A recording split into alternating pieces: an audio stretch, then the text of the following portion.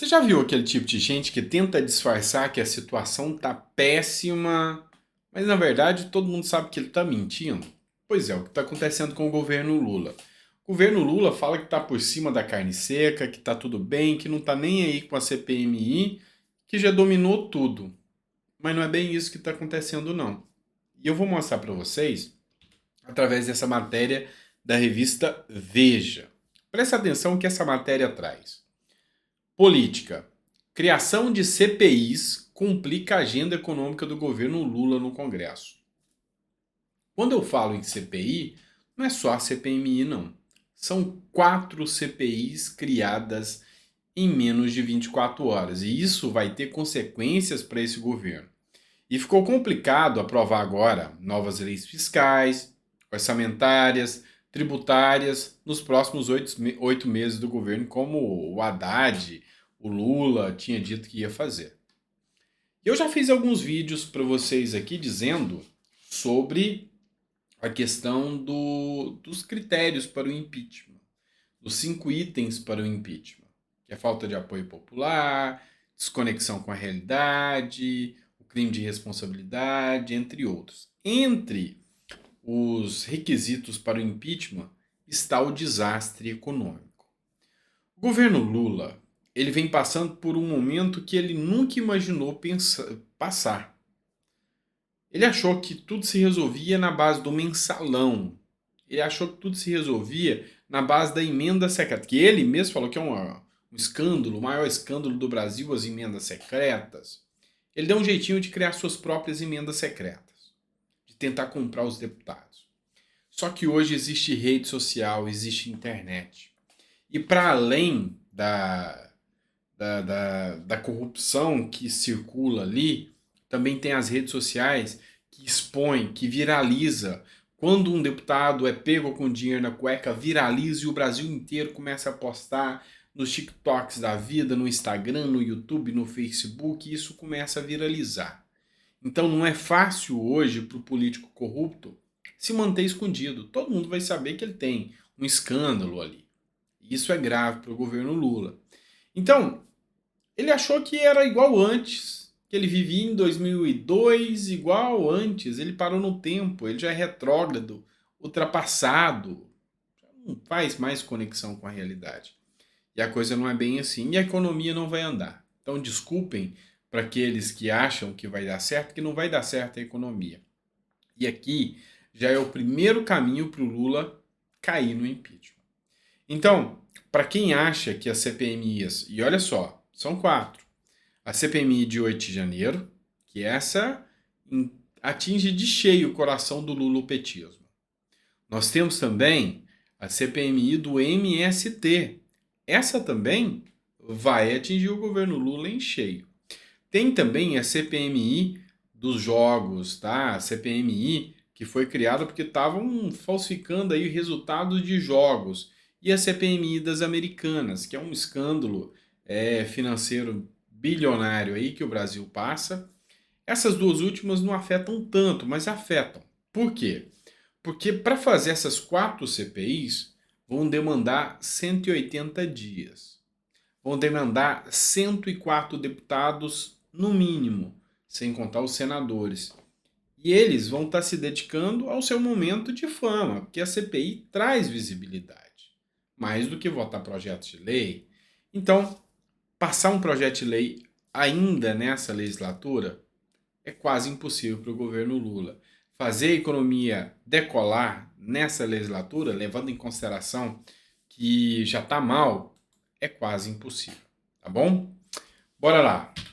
O deputado Mário Frias trouxe uma postagem para a gente. Eu já mencionei para vocês aqui que eu admiro o trabalho do Mário Frias, passei a conhecer o trabalho do Mário Frias, e ele fez uns recortes de jornais e postou aqui para a gente. Escreveu o seguinte: ainda bem que essa gastança é em nome do amor e da democracia, né? Em nítida ironia sobre o que está acontecendo.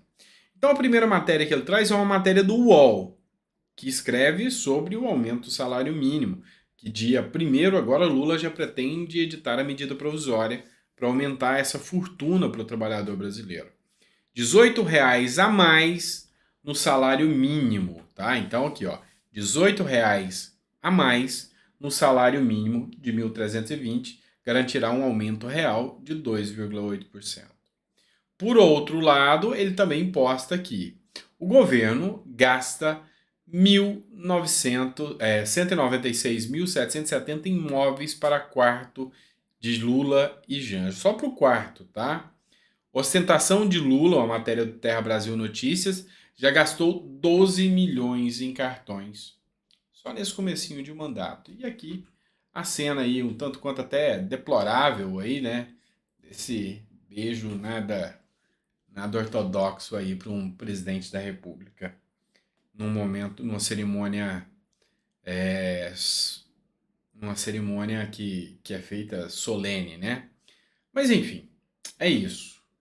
A coisa que a gente critica aqui, que a gente reclama aqui, é a gastança com dinheiro público, é o abuso de autoridade, é a perda de direitos, enfim, coisa grave que está acontecendo.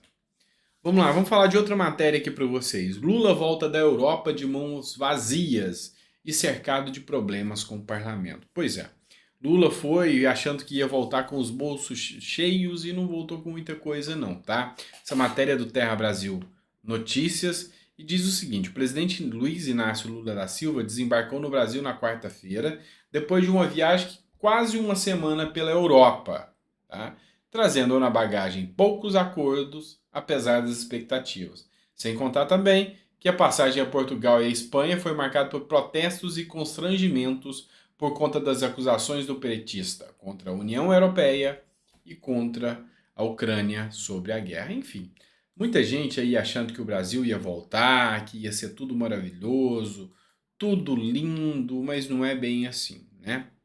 Vamos lá, mais uma matéria aqui para vocês. Carlos Jordi publicou o seguinte. Carlos Jordi, que é deputado federal, também fez um recorte de um editorial da Folha de São Paulo que diz o seguinte: documentos mostram um alerta da ABIN à GSI, que é o Gabinete de Segurança Institucional, e equipe sob Dino, sobre atos violentos em 8 de janeiro. Segundo a ABIN, os primeiros alertas foram enviados já no dia 2 de janeiro, à Diretoria da Inteligência do Ministério da Justiça, sobre a movimentação de manifestantes, seguido pela PF e PRF. A partir do dia 6, já mencionando a possibilidade de violência nos atos. Foi no mesmo dia em que Gonçalves Dias recebeu pelo menos 3 alertas no próprio celular. Ou seja, Gonçalves Dias sabia, Flávio Dino sabia, e hoje quem está preso é só o Anderson Torres. E ele publica aqui o Jordi. Moraes, o que falta para prender G. Dias e Flávio Dino? E coloca aqui na postagem também. Urgente. Documentos mostram alertas da ABIN para Dino e G. Dias sobre a gravidade de 8 de janeiro. Ambos prevaricaram por muito menos. Anderson Torres foi preso. O que falta para prender Flávio Dino? Pois é, a gente sabe muito bem. Falta ser opositor político. Esse é o grande ponto. É uma questão de oposição política, nada mais do que isso. É uma prisão política, uma prisão ilegal, é uma prisão que, sim, deveria ser julgado habeas corpus favorável a Anderson Torres. Mas eles têm o poder hoje de manter a prisão ou não do Anderson Torres. Né? Infelizmente é assim que funciona, tá certo? Pessoal, obrigado por ter ficado até o final do vídeo. Coloca aí no comentário se ficou até o final do vídeo, é importante para mim, tá?